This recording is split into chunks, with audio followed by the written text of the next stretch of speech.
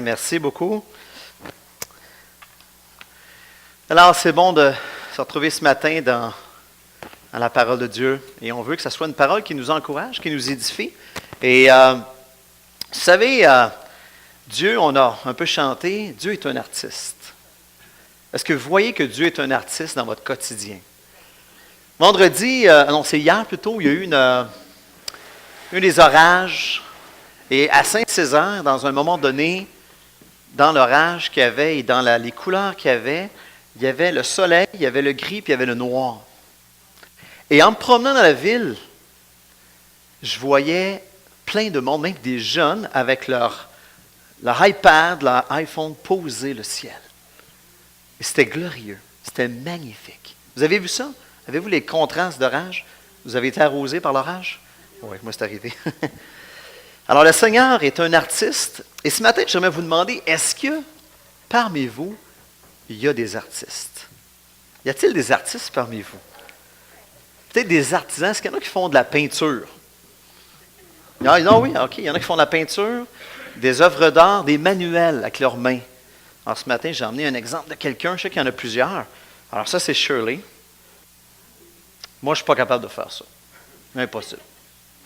Alors, il y a des artistes parmi nous qui sont capables de faire des peintures, des vitraux. Vous connaissez Paul André à Cowansville? Est-ce qu'il y en a qui ont déjà vu ce qu'il fait avec ses arbres? C'est extraordinaire. Je regarde ça, je me dis, wow!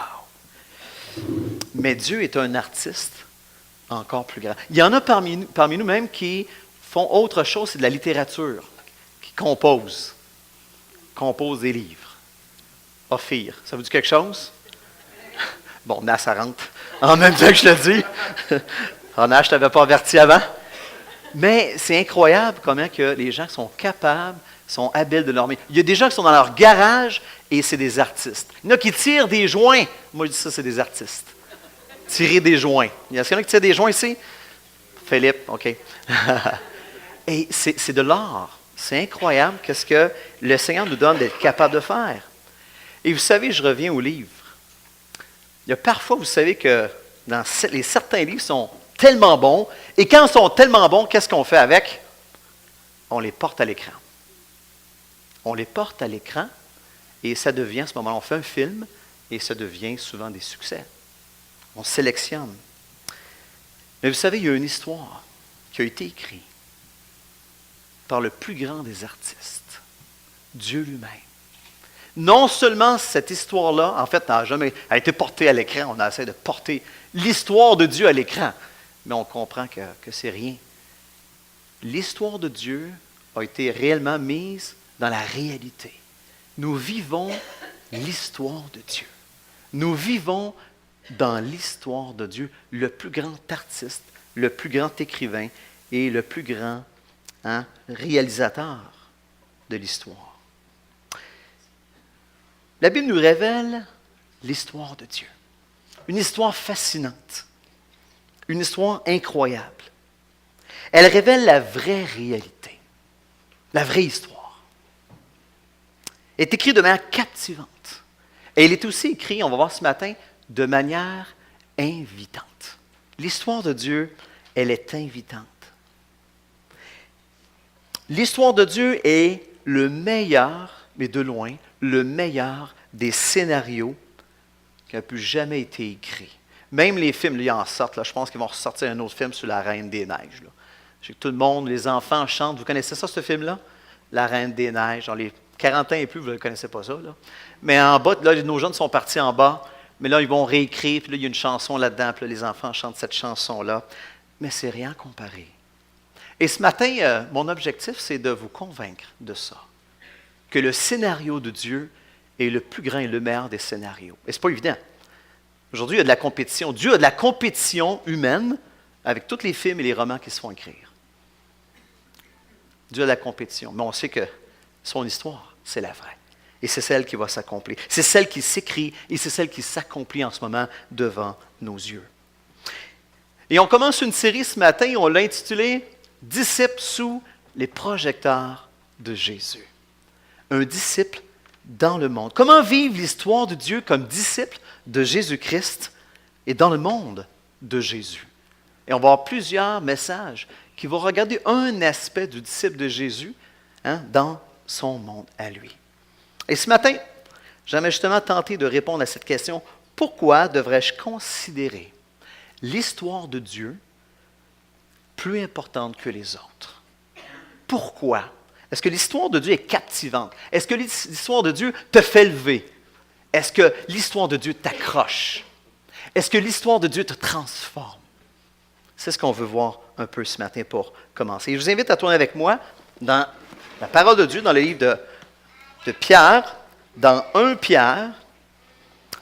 Et on va lire le chapitre 1 du verset 3 pour commencer. 1 Pierre. Et j'ai choisi ce texte-là parce que Pierre fait quelque chose de vraiment extraordinaire pour raconter l'histoire de Dieu, mais aussi pour ramener, dans un moment important de l'Église, de ramener l'histoire de Dieu. Regardez l'histoire de Dieu. Alors 1 Pierre, chapitre 1, verset 3, et on va aller jusqu'au verset 9 ensemble. Béni soit Dieu, le Père de notre Seigneur Jésus-Christ, qui, selon sa grande miséricorde, on a chanté ça il y a quelques minutes, nous a régénérés pour une espérance vivante par la résurrection de Jésus-Christ d'entre les morts, pour un héritage qui ne peut ni se corrompre, ni se souiller, ni se flétrir. Hey, il vous est réservé dans les cieux. À vous qui, par la puissance de Dieu, êtes gardés par la foi pour le salut prêt à être révélé dans les derniers temps. C'est là ce qui fait votre joie. Quoique maintenant, puisqu'il le faut, vous soyez attristés pour un peu de temps par diverses épreuves, afin que l'épreuve de votre foi, plus précieuse que l'or périssable, qui cependant est éprouvée par le feu, ait pour résultat, tout c'est ce qu'on a chanté aussi tantôt, c'est ce qu'on a dit, et pour résultat la louange, la gloire et l'honneur lorsque Jésus-Christ apparaîtra. Tout converge pour la gloire de Dieu, pour l'honneur de Dieu. Vous l'aimez sans l'avoir vu. Vous croyez en lui sans le voir encore.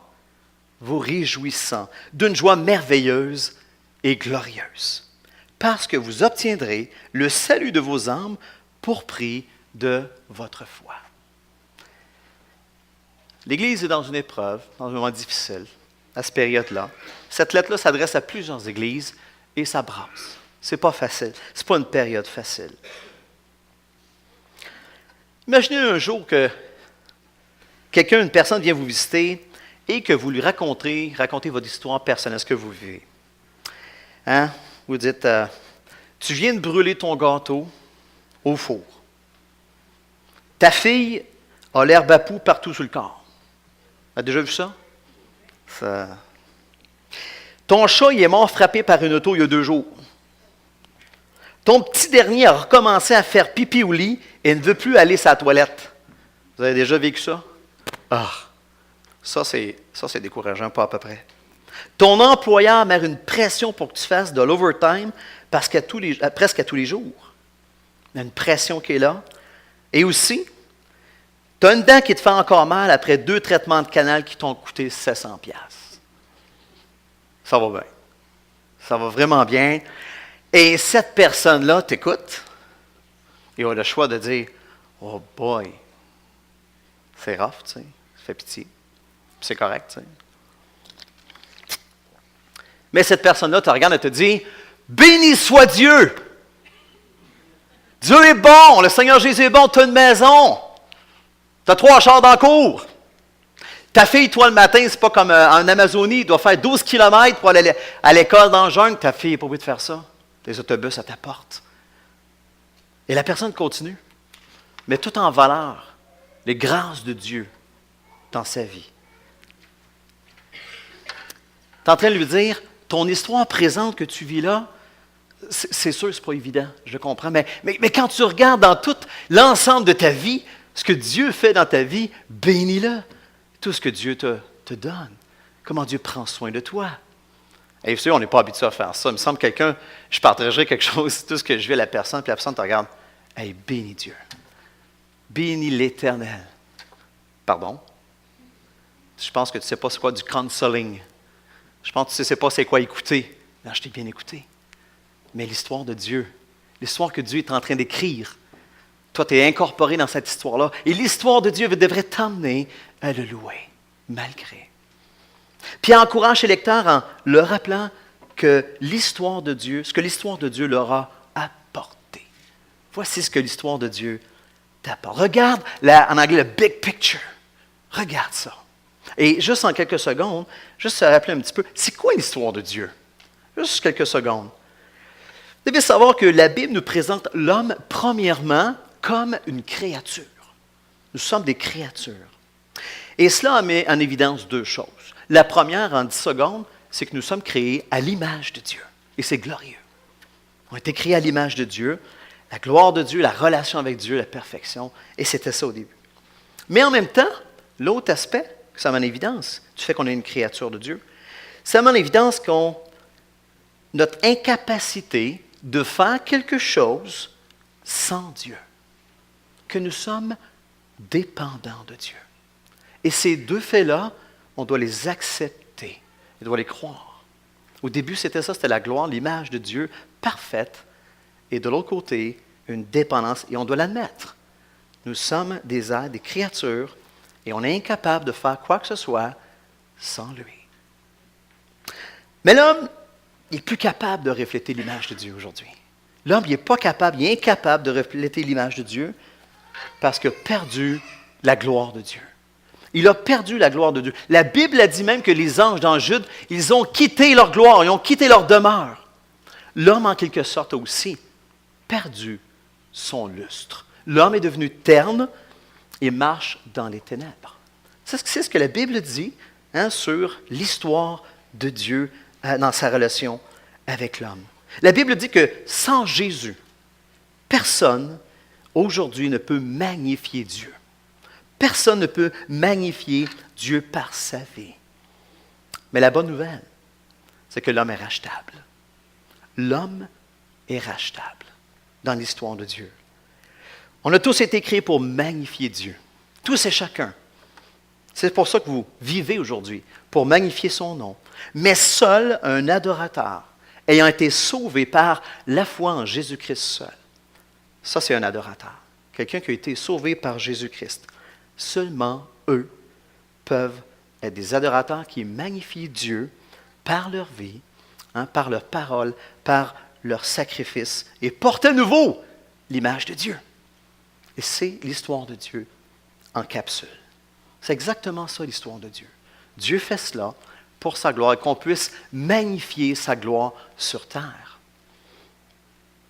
Et Pierre dit ici aux disciples de Jésus, il s'adresse à eux, il dit « Hey, vous vivez maintenant dans la grâce rédemptrice à tous les jours. C'est ce que vous avez reçu. Et cela vous donne de l'espoir. Ça vous donne de l'espoir en vue d'obtenir un héritage glorieux. Le mot glorieux, le mot gloire dans ce chapitre-là ressort. Le mot joie ressort constamment. Hey, on parle d'épreuve ici. Ben oui. Pierre amène à l'histoire de Dieu. La gloire de Dieu. Hey, est-ce que vous réalisez ce que vous avez dans les mains aujourd'hui? Est-ce que vous réalisez ce qui vous attend demain? Attachez-vous à cela. Rappelez-vous cela. Redites-moi l'histoire de Dieu. Croyez le fait, et il dit ceci, croyez le fait qu'un jour, les rideaux de la gloire vont s'ouvrir devant celui qui aura monté sur la scène de Dieu pour accomplir les plans divins. Rappelez-vous de ça. Ces rideaux-là vont s'ouvrir. Et vous savez, on est des humains. On est des artistes, on peut imaginer des choses. Mais c'est drôle comment est-ce qu'on oublie cet élément-là, cette vérité. Ce fait-là, c'est un fait qu'un jour les rideaux vont s'ouvrir et on va voir la gloire de Dieu. C'est incroyable. Et Dieu va récompenser largement ses disciples qui auront été sur la scène pour jouer son scénario. Et Dieu va remettre des Oscars à ses disciples. Des Oscars, les Oscars célestes que Dieu va remettre. Dieu leur dit ça. Et il dirait au verset 6, c'est ça et seulement ça qui fait votre joie. C'est ce qui fait votre joie. Et il dit même, ça vous rend extrêmement joyeux, ça vous transporte d'allégresse. C'est cette joie-là qui va vous transporter. Ce n'est pas les autres choses. C'est ce qui vous fait tressaillir de joie, vous réjouir fortement. C'est ce que Pierre le rappelle. Et verset 8, et ça c'était un emphase emphasique, Pierre il prend l'expression « vous réjouissant d'une joie merveilleuse, vous réjouissant d'une joie glorieuse ». Là, je dis « une joie glorieuse ». Je pense que c'est une des rares fois dans les Écritures qu'on a cette expression-là. Une joie glorieuse veut dire vêtue de splendeur. Un chrétien, par la grâce de Jésus-Christ, qui s'attache à l'histoire de Dieu, est revêtu de cette joie-là. Revêtu de splendeur. Wow! Une joie merveilleuse, une joie indescriptible, une joie inexprimable. C'est ce que Pierre veut leur ramener. L'histoire de Dieu est invitante. L'histoire de Dieu est invitante parce qu'elle propulse le chrétien dans une joie sublime malgré les épreuves. Malgré les épreuves. Ceux qui me connaissent, vous commencez à comprendre et à croire que de plus en plus, je comprends que le but du croyant de glorifier Dieu, se réjouir en Dieu. La joie est la part des croyants. La vraie joie, glorieuse, splendide, est la part des croyants, de ceux qui sont des disciples de Jésus-Christ. Cette joie-là nous propulse. On est allé en famille dernièrement, ceux qui nous suivent un petit peu sur Facebook, je ne suis pas un Facebooker fou, là, mais j'ai mis une couple de photos, des jumps. On est allé à une place, ça s'appelle Isote à Montréal. C'est des trampolines, c'est un festival de trampolines. On a joué au ballon chasseur sur des trampolines. Il y a une place pour ça. On a fait des jumps. Et vous savez, 45 ans, je n'ai jamais jumpé. J'ai déjà fait backflip sur le tapis, mais là, 45 ans, va me casser le cou. Je regardais les jeunes. Tu es fou. J'arrive là, pasteur Donald Rodier est là. « Hey, Jean-Pierre, je veux te voir sauter. » Ah, non. Moi, j'allais là pour les gars, tu sais. Les gars, ça sautait, puis tu tombes dans de la mousse. Là, puis, bon, je dis, OK, on va enseigner ça. Mais c'est impressionnant. Comment ces trampolines-là nous fait jumper. Hey, même pas besoin de forter, tu sautes, puis ça te fait rebondir. Naturellement. Et vous savez, c'est exactement la même chose. C'est exactement la même chose. L'histoire de Dieu nous propulse, nous fait bondir comme une trampoline dans les airs.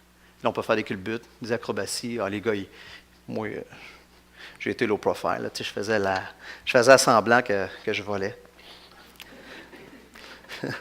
Puis il faut sortir de ce bassin d'affaires-là. Ça, c'est une autre histoire. Allez-y, c'est vraiment le fun. C'est pas de la pub pour eux autres, j'ai pas d'argent avec ça.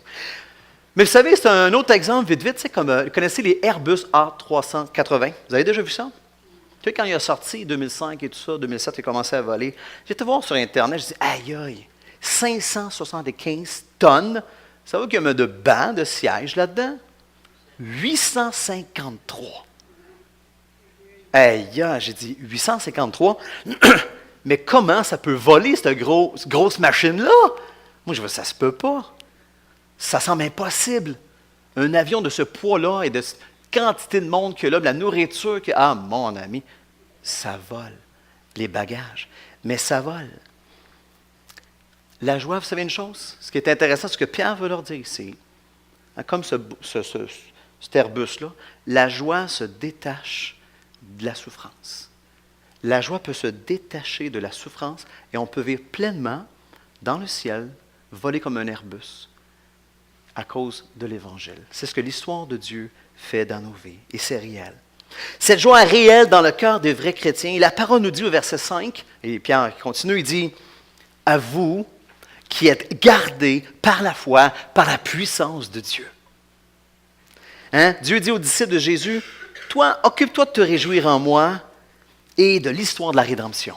Réjouis-toi constamment en moi et de l'histoire de la rédemption, et moi, je m'occupe de te garder. » Moi, je m'occupe de te garder, de te transporter. Dieu écrit son histoire. Il l'accomplit. Pendant ce temps-là, il nous soutient. On peut sauter sa trampoline du Seigneur. Le scénario de Dieu, il est meilleur que le nôtre. Amen. Le scénario de Dieu il est meilleur que le nôtre. On vit dans le monde de Jésus, mais ce monde-là est brisé, il est déchu. Et ce n'est pas surprenant. Il ne faut pas être surpris que des fois on a de l'épreuve ou que des fois on se sent écrasé par le pouvoir des ténèbres. On en parlait ce matin avec les enfants s'en venant. L'ennemi, comment qui écrase, qui vient nous... Est-ce qu'il peut... Oui, c'est vrai. Oui, mais Satan, lui, là, quand il y a des questions d'enfants. Oui, mais Satan, lui, là, celui qui a spoté, là, il doit l'arracher, lui. Satan, c'est le plus fort, ce genre de questions qu'on doit répondre aux enfants. Alors, on discute de ça, et c'est vrai que Satan, la Bible a dit que mais Dieu est tout-puissant. Et même un chrétien qui est dans la joie de Christ va résister facilement à l'ennemi, même si c'est Satan lui-même. Il résiste, il est dans la joie et prend son plaisir en Dieu. Dans les situations où il y a 36 raisons d'arrêter, de dire « je ne peux plus avancer, moi ». Ça m'arrive moi aussi.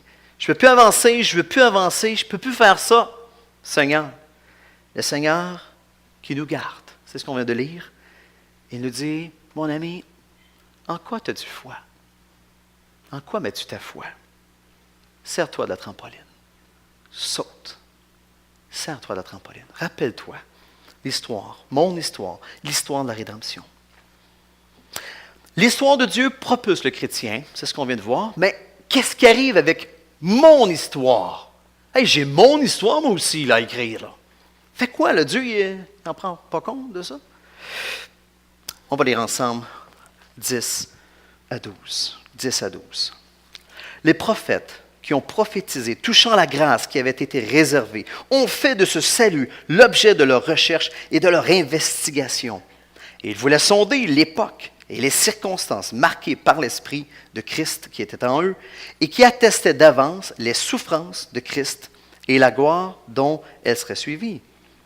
Il leur fut révélé que ce n'était pas pour eux, pour eux-mêmes, mais pour vous qu'ils étaient les dispensateurs de ces choses, que vous ont annoncé maintenant ceux qui vous ont prêché l'Évangile par le Saint-Esprit envoyé du ciel et dans lequel les anges désirent plonger leur regard. Alors, Pierre, ici, ce qu'il fait, il met ensuite l'accent sur la grande valeur de toutes les parties du scénario de Dieu, de l'histoire de la rédemption. Tous les éléments, toute l'histoire de Dieu est imbriquée et dépendante l'une de l'autre. Tout se tient. Le scénario, il est parfait. Et il y a un but ultime. Une grande histoire qui a fait chercher du monde, qui a mis du monde, hey, c'est quoi ça, qui a emmené les prophètes à chercher, à investiguer. Et le mot investiguer, c'est vraiment l'image, c'est comme des chiens qui cherchent en reniflant. Les prophètes, ils reniflaient, puis ils cherchaient, ils sondaient les temps, les époques, les circonstances. Pourquoi? Parce qu'ils voulaient découvrir à quel moment apparaîtrait le libérateur. Il était promis, mais ils cherchaient, puis ils sondaient. Et ils ont réalisé à un moment donné, OK, ce ne sera pas pour nous. Et Pierre leur dit, hey, c'est pour vous, ça s'est accompli pour vous. Vous avez ce privilège-là. Les prophètes ne l'ont pas eu. Cette grande histoire fait même courber les anges. Littéralement, c'est regarder attentivement, examiner avec curiosité. Et cette grande histoire aussi a fait parler les évangélistes, qui a été annoncée justement dans leur temps. Donc, nous vivons dans le monde de Jésus où l'histoire de Dieu est beaucoup plus grande que la nôtre. Beaucoup plus grande que la nôtre. Pensez pour vous-même. Moi, je médite beaucoup parce que ce que Dieu veut nous dire ce matin, c'est considère l'histoire de Dieu est plus grande que la tienne. Si tu t'arrêtes, si tu te bloques sur ton histoire à toi, ça ne marchera pas. Ça ne marchera pas. Il nous arrive de croire que nous écrivons nous-mêmes notre histoire en tentant de l'agrémenter. On se concentre sur notre histoire, on veut l'agrémenter d'aventures, on met des personnages, on met de la couleur pour être plus heureux. En quelque part, il y a quelque chose de normal, quelque chose d'humain là-dedans. Ou bien, on invite Dieu, des fois, comme si on invitait un clown à un party. Puis on dit à Dieu, Dieu, viens agrémenter notre party. On dit ça des fois, on pense ça des fois. Mais Jésus n'est pas le maître du monde seulement pour rendre nos vies meilleures oui, veut rendre nos vies heureuses. Cette semaine, et je ne vais pas développer là-dessus, vous savez qu'il y a un couple aux États-Unis, la plus grosse église, semble-t-il, en Amérique, qui ont dit des choses atroces. C'est de l'hérésie. La personne a dit à peu près ceci, hein, concentre-toi sur ton bonheur, Dieu veut ton bonheur, alors tout ce que tu as à faire, c'est de t'occuper de ton bonheur. Dieu veut te rendre heureux. Est-ce que c'est l'Évangile, ça? Est-ce que Dieu nous rend heureux? Certainement. Mais est-ce que Jésus, c'est un clown? Qu'on évite un party? Rends-moi heureux dans mon party! C'est faux. C'est pas l'Évangile. On a été créés pour glorifier Dieu, pour magnifier son nom. On choisit des fois de vivre à l'intérieur de nos plans, de nos petits cadres, et on ne peut pas croire, hein, je ne pense pas qu'on peut croire qu'ils vont être couronnés de succès, même si en apparence, dans ta vie ou à la fin de ta vie ou en vieillissant, les gens disent « Hey, toi, tu réussis bien ta vie, toi? Hey, tu l'as. Je te regarde, là, comment tu fais avec ta femme, tes enfants, tu réussis bien. » Tu peux passer ta vie à bien réussir des choses dans ton cadre de vie, dans ta petite vie à toi, et passer complètement à côté de la grande histoire de Dieu dans ta vie. Tu comprends? Et c'est fou, hein, comment les nuances sont très importantes. C'est important de prendre soin de sa femme? C'est important de prendre soin de ses enfants, de les aimer? C'est sûr, oui, c'est important. Mais si je le fais juste dans ma petite vie à moi, dans mon histoire, j'écris mon histoire pour moi, je passe à côté. Je passe à côté. Parce que le scénario de Dieu, il est meilleur que le nôtre. Son scénario est meilleur. Notre rôle n'est pas assez d'arranger l'histoire de Dieu, hein, pour qu'elle soit plus avantageuse et plus facile. Non. Mais quand je crois, je fais partie de quelque chose de bien plus grand que ma petite vie, bien plus grand que moi, quelque chose de plus énorme. Je deviens non pas l'écrivain, mais je deviens un acteur. Je deviens l'acteur dans le monde de Jésus, sur la scène de Dieu. Et participer à une histoire aussi grande, aussi enlevante que celle de Dieu, ça transforme. J'ai écrit nos petites journées plates, ça peut être merveilleux. Nos événements routiniers, ma femme, je la vois tout le temps en train de plier du linge, faire du lavage. Dans son histoire, sa petite histoire, mais dans la grande histoire de Dieu, le lavage peut être une expérience extraordinaire. Je ne sais pas comment. Il faudrait que je pense là-dessus. C'était pas dans mes notes. Mais c'est ça. Hey Seigneur, mes petites routines que je fais tous les jours, ça part un impact. Et je la situe, je la place dans ton histoire, dans ta grande histoire. Et ça nos petites vies ordinaires, ça peut transformer ça en une contribution significative pour une œuvre plus grande sur la terre. Dieu désire qu'on pense comme ça, qu'on réfléchisse comme ça, que tout ce qu'on fait. À quelle histoire es-tu attaché? À quelle histoire es-tu attaché? L'histoire de ta vie? Peut-être l'histoire que tu rêves vivre et que tu poursuis. Peut-être c'est cette histoire-là que tu poursuis, que tu t'attaches. L'histoire des gens riches et célèbres? Peut-être. L'histoire d'un roman, d'une télésérie? Peut-être. Ou bien la grande histoire de Dieu. C'est celle-là qui m'intéresse. C'est celle-là que je poursuis. Et c'est dans celle-là que je veux m'épanouir et vivre.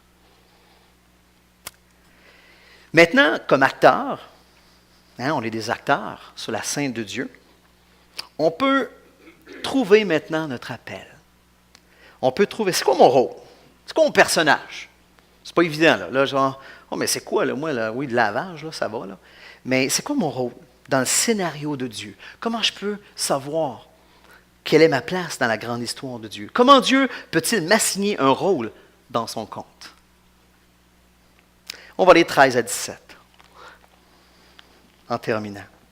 C'est pourquoi, saignez les reins de votre entendement, soyez sobres, et ayez une entière espérance dans la grâce qui vous sera apportée lorsque Jésus-Christ apparaîtra. Comme des enfants obéissants, ne vous conformez pas aux convoitises que vous aviez autrefois quand vous étiez dans l'ignorance. Mais, puisque celui qui vous a appelé est saint, vous aussi soyez saints dans toute votre conduite. Et selon ce qu'il est écrit, vous serez saints car je suis saint. Et si vous invoquez comme Père celui qui juge selon l'œuvre de chacun, sans favoritisme, conduisez-vous avec crainte pendant le temps de votre séjour sur terre. Qu'est-ce que Pierre veut nous dire à travers cela? Ici, c'est intéressant. Il y a comme un jeu de retour. L'histoire de Dieu nous incorpore plutôt le chrétien dans le salut de Dieu. Mais en même temps, le salut de Dieu propulse à son tour le chrétien dans l'histoire de Dieu. Alors, je suis sauvé, incorporé à l'histoire de Dieu, la rédemption m'a sauvé, et maintenant, je suis invité à aller dans l'histoire de Dieu, à embarquer dans son histoire, à trouver ma place. Lorsqu'on vient à Jésus-Christ, la grâce de Dieu nous pousse à la piété. La grâce de Dieu qui vit en nous nous emmène à être passionnés de Dieu. La grâce de Dieu donne une dose de motivation extraordinaire pour le servir et pour jouer dans son scénario.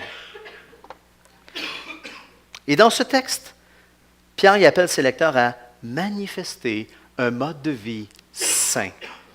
Un mode de vie qui est enraciné dans la nouvelle naissance, qui est motivé par l'œuvre de rédemption en Jésus. Donc, l'histoire de Dieu nous transforme, premièrement. Elle nous transforme, premièrement, dans ce que nous sommes. Et ensuite, dans ce que nous faisons. Nous ne pouvons pas faire l'inverse.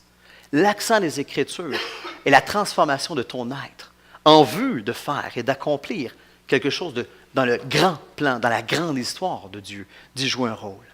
Et Paul va dire à peu près la même chose vous connaissez peut-être ce texte, dans Éphésiens chapitre 4, verset 1, je vous le lis rapidement. Paul il dit, donc, moi le prisonnier, lui est en prison, et dans sa pensée, lui, ça continue encore, là. Il écrit, puis il a la même vision. Je vous exhorte à marcher d'une manière digne de la vocation qui vous a été adressée. En incluant 3 qualités. Juste un rappel ici. Humble, aimable, gentil et patient. Humble, aimable, gentil et patient. Quelqu'un dit ceci, je vais prendre le temps de le lire lentement, et ça dit tout. Quand on est ce qu'on doit être devant Dieu, quand on est ce qu'on doit être devant Dieu, en Jésus-Christ, on peut faire tout ce qu'il nous demande, peu importe l'endroit où il nous place. Paul est en prison. Il était là. Et qu'est-ce qui arrive alors? Nous découvrons et confirmons son appel pour nous. Nous découvrons et confirmons son appel pour nous. Et c'est ensuite qu'on dit, Seigneur, c'est quoi mon rôle? C'est quoi mon personnage? C'est là que le metteur en scène, il désigne, voici maintenant ton rôle. Voici ce que je m'attends. Alors le focus sur le être, et Dieu ensuite désigne le personnage du scénario. Il nous invite à entrer dans ce personnage-là pour jouer sur la scène, le scénario de Dieu. Quand j'étais jeune, j'ai fait beaucoup de théâtre, de l'art dramatique, j'ai fait du mime, en fait moins depuis quelques années. Mais je me souviens que à 15 ans, je n'étais pas chrétien, mais j'aimais beaucoup le théâtre. Fait qu'on faisait des pièces de théâtre, puis là, c'était Où est-ce qu'elle est ma gang? Ça, c'était le nom de la pièce. Puis là, il y avait toutes sortes de rôles, puis moi, je ne disais pas, qu'est-ce qu'ils vont me donner comme rôle? Là, ils m'ont donné le rôle de Michel. Michel, c'est dans une polyvalente, ça se passe. Et Michel, c'est le chef de la gang des discos. Alors, je fais longtemps que j'ai fait, il fallait qu'il fasse, là, je dansais. Mais l'idée, je me disais, hey, ça fit avec moi. J'aimais danser. J'aimais j'aimais pas le disco. Mais j'aimais que ça bouge et tout ça. Puis, je disais, hey, ça fit comme un gant, ce personnage-là, dans mon rôle. Et je me rappelle que ça m'avait marqué, j'avais aimé ce personnage-là. Mais souvent, on abandonne. On dit, Dieu, j'aime pas le personnage que tu m'as donné. J'aime pas ton scénario dans ma vie. Tu dis, moi, mais c'est Michel. C'est le rôle que je te donne. Tu es important dans mon histoire. J'aimerais t'avoir là. Ça va m'être utile là. Est-ce que tu connais ton rôle? Est-ce que tu acceptes ton rôle? Est-ce que tu acceptes son scénario? Est-ce que tu l'aimes? Est-ce que tu crois que c'est le meilleur scénario? Même ton scénario t'appartient à toi. La bonne nouvelle, c'est lorsque tu acceptes le rôle que Dieu te donne, tu vas magnifier Dieu. Tu vas magnifier Dieu en devenant un des instruments les plus profonds pour révéler Dieu aux autres en reflétant l'image de Dieu. L'image de Dieu. Le rôle que Dieu te donne, voilà comme le rôle le plus important que tu peux détenir comme un être créé devant Dieu. Le plus important. Parce que le scénario de Dieu, c'est le meilleur et meilleur que le nôtre. Le crois-tu ce matin? Et je termine en disant ceci, une citation de Oswald Chambers qui dit ceci, la consécration. Comment est-ce qu'on dit, hey, Seigneur, OK, je veux rentrer dans mon personnage, c'est correct. Ben, ce que le Seigneur te demande simplement, c'est, OK, si tu joues déjà peut-être un rôle dans ta pièce à toi, le Seigneur te dit ce matin, OK, j'abandonne ma plume, j'abandonne ma pièce et j'embarque dans ton histoire et je prends ton personnage. Mais comment, Seigneur? Il dit ceci. La consécration. La consécration, ce n'est pas d'offrir son appel à Dieu, mais plutôt de se séparer de tous les autres appels. Ça, il y en a des appels. Il y en a toutes sortes de choses. Mais de te séparer de tous les autres appels et de te donner toi-même tout entier à Dieu, croyant, faisant confiance à Dieu, dans la grâce qui va venir un jour, et la grâce qui est là, qui est suffisante, de laisser la providence de Dieu nous placer là où il veut. Là où il veut. Que tu sois en affaires, que tu sois en politique, que tu fais des travaux ménagers, en soins de santé, dans la construction, un journalier dans une usine, une personne invalide, une personne malade. Découvre le rôle que Dieu te donne. Découvre le rôle que Dieu te désigne dans ton milieu et garde le focus sur ton rôle. Ne te laisse pas distraire. Même si des fois tu te dis, « Ah Seigneur, je t'en ai de ce rôle-là. Je peux-tu changer de rôle? Je peux-tu jouer le leader des rockers, je ne sais pas quoi, là, dans ta pièce ou la pièce que... Non, je te veux là. » Et confirme. Confirme que Dieu a raison. Vous savez, nos vies sur terre, les enfants de Dieu, dans la pièce de Dieu, nos vies sont là pour confirmer que Dieu a raison et que son scénario est le meilleur. Que Dieu vous bénisse. Puissons-nous confirmer le scénario de Dieu, c'est le meilleur autour de nous.